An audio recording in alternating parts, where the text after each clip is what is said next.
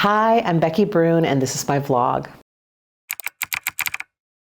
I remember the novelty of getting onto Facebook for that first time in 2007. My friend Linda, who has always tapped into the new stuff first, had joined and she told me about it. It was pretty quiet in those days. Slowly, more people showed up. Old classmates, old colleagues, family. To give you a sense of how sweet Facebook was back then, I did a search on everybody who had my same name, Rebecca Brune, and I think there was about 5 of us. And I reached out to all 5 of them and said, wouldn't it be fun to be Facebook friends since we have the same name? And all 5 of them said yes. We had questionnaires and memes and contests and humor and the birthday wishes. Poke.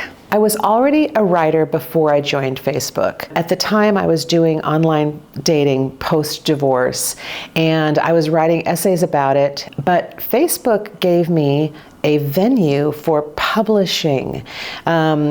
Publishing. That visibility and that immediate response from people reading my essays really forced me to become a better writer, and ultimately led to me creating video content. I loved Facebook and I thrived there. 18 years later, it's time to leave. It's time to leave Meta.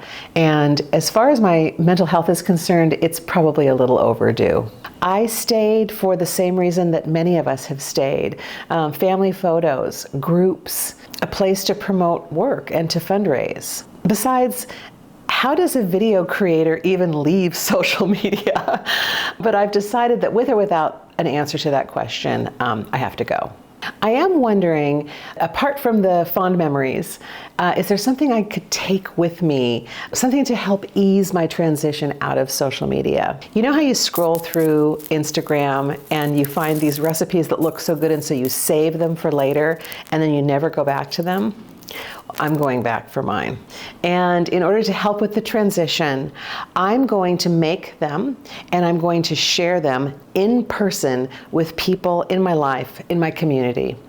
And yes, I am going to make videos of the cooking and of the sharing. Basically, I'm cooking my way out of social media. This is a recipe from Half Baked Harvest, which is a blog that was started by Tegan Gerard in 2012. Since then, she has exploded. She has won awards, she's collaborated with celebrities, she has written some New York Times bestseller cookbooks. When I went back to my saved recipes, I had saved this one twice. Leslie and Lawrence invited me to their Oscar party this year, and I offered to bring this.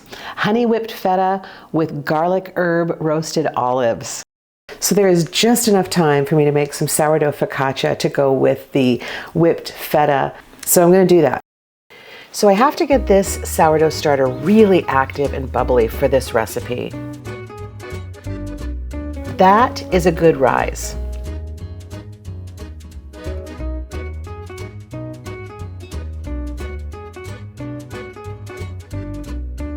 This recipe is more fussy than some. There's a lot of stretching and folding.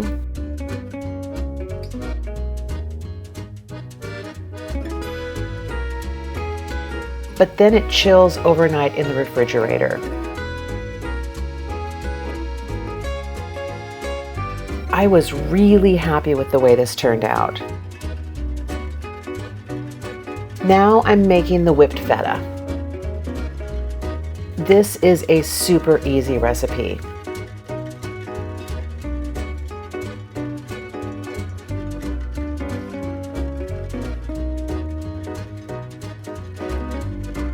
And that was it. I love olives so much.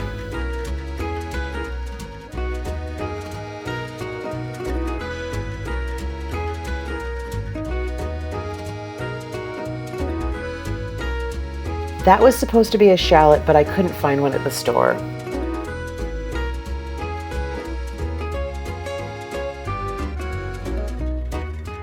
Fresh herbs are so pretty, and I love the thyme and oregano in this. Look at that.